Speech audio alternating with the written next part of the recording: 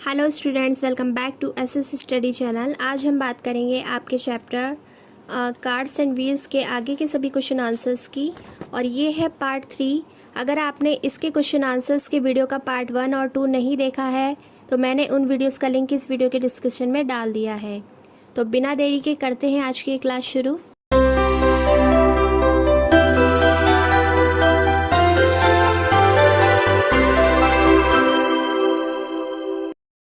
जैसा कि आपको पता है, हम आपकी बुक के पेज नंबर 89 पर नैना की स्टोरी के बारे में पढ़ रहे थे। ठीक है, तो नैना जो है सर्कल ड्रॉ कर रही थी एक कंपास की सहायता से। उसी वक्त रवि आता है और उससे कहता है कि मुझे एक इरेज़र दे दो अगर तुम्हारे पास है।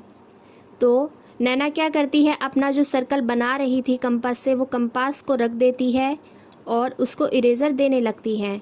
ठीक है, इरेज़र देने के ठीक बाद वो वापस कंपास को कुछ इस तरीके से लगाती है, उठाती है और एक सर्कल ड्रॉ करती है। ठीक है, तो ये थी एक छोटी सी स्टोरी जिससे रिलेटेड क्वेश्चंस आपसे पूछे जाने वाले हैं और इसको हम डिस्कस करेंगे। ध्यान से सुनिएगा आप। Question is, why did Naina get such a drawing? Discuss, can a circle have more than one centre? Question है कि नैना को ऐसा सर्कल क्यों प्राप्त हुआ? ऐसा वो इसलिए क्योंकि उसने क्या किया, उसने सेंटर पॉइंट बदल दिया। कंपास की नोक यहाँ पर आनी चाहिए थी लेकिन उसने यहाँ पे कर दी और उसका सर्कल खराब हो गया।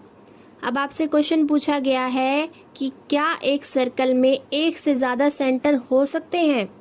तो बिल्कुल नहीं। आपको याद रखना है कि एक सर्कल में सिर्फ एक ही सेंटर होता है। ठीक है, तो इसका आंसर आप कैसे लिखेंगे ज़रा देख लीजिए। आंसर आप लिखेंगे, Naina got such a drawing because of shifting of the tip of the compass by her. ठीक है, यानी कि उसने कंपास की टिप को शिफ्ट कर दिया था और इसलिए उसको ऐसा सर्कल मिला जो कि सर्कल था ही नहीं। नेक्स्ट पार्ट है इसका। इसमें आपसे पूछा गया था कि एक सर्कल के एक से ज़्यादा सेंटर होते हैं, तो इसका आंसर आप लिखेंगे, no, a circle can not have more than one centre, यानी कि एक सर्कल का एक से ज़्यादा सेंटर नहीं हो सकता। नेक्स्ट क्वेश्चन है बैलेंसिंग एक्ट। ठीक है, और ये है आपके बुक का पेज नंबर 92। यहाँ पे आपको दो मंकी गिवन है। ठीक है, जो दोनों आपस में बात कर रहे हैं। ये वाला मंकी कहता है आई विल बैलेंस इट। इनके हाथ में एक प्लेट है और ये बैलेंस करने की कोशिश कर रहे हैं। ठीक है, ये बैलेंस करता है तो तुरंत इसकी प्लेट ऐसे करके गिर जाती है। और ये जो सेकंड वाला मंकी है वो कहता है oops, I will try again. कहता है मैं दोबारा से ट्राई करता हूँ। I think I have found the centre of the plate. फिर ये बताता है कि हाँ, शायद मुझे सेंटर, इस प्लेट का सेंटर मिल चुका है। तो आप देख सकते हैं, समझ सकते हैं कि किसकी प्लेट जो है वो बैलेंस हो जाएगी। ठीक है, देखिए इस वाले मंकी की बैलेंस होगी क्योंकि इसने इस प्लेट का सेंटर अच्छे तरीके से ढूंढ लिया है और वो वहाँ से बैलेंसिंग करना शुरू कर रहा है। आप क्वेश्चन है, you also try to balance a plate और a round lid on your finger, where does it balance?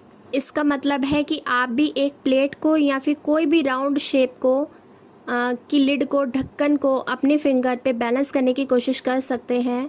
ठीक है, और ये कैसे बैलेंस होगी, कहाँ से बैलेंस होगी, इसका आंसर आपको देना है। तो इस क्वेश्चन का आंसर आपको मंकीज़ की एक्टिविटी से ही समझ आ गया होगा कि उन्होंने सेंटर से बैलेंस करना शुरू किया था। तो जैसे ही आप भी किसी प्लेट को या फिर लिड यानी ढक्कन को अपनी फिंगर पे बैलेंस करने की कोशिश करेंगे तो वो कहाँ से बैलेंस होगा? सेंटर से। अब इसको अच्छे तरीके से कैसे लिखेंगे ज़रा देख लीजिए। अ प्लेट और a round lid can balance on the finger at its centre. ठीक है, इसका मतलब है एक प्लेट को या फिर राउंड शेप के ढक्कन को बिल्कुल सेंटर से बैलेंस किया जा सकता है। ठीक है, अब आप आ जाइए पेज नंबर 93 पर। यहाँ पर आपको कुछ गिवन है, ज़रा देख लेते हैं क्या है। They took a piece of cardboard and trace a circle on it, then they made a hole and put a match stick in it.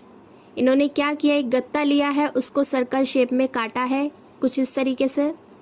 उसके बाद इन्होंने सेंटर में एक होल किया है, छेद किया है। ठीक है, और इसमें एक माचिस की तिल्ली को लगा दिया। Now everybody was excited to spin their tops which looked like this. ठीक है, यानी कि सबने यहाँ पर मिलकर एक लट्टू बनाने की कोशिश की है। किससे? कार्डबोर्ड से। और सबके जो टॉप्स हैं वो कुछ इस तरीके के दिख रहे हैं। देखिए सबसे पहले वाला है ज़कीर का, ठीक है, और अप्पू का, और ये नैना का टॉप है यानी कि लट्टू है, और ये गुड्डू का। ठीक है, इतना आपको समझ आ गया होगा। अब नीचे आपके कुछ क्वेश्चंस दे रखे हैं, उनके आंसर आपको देने हैं।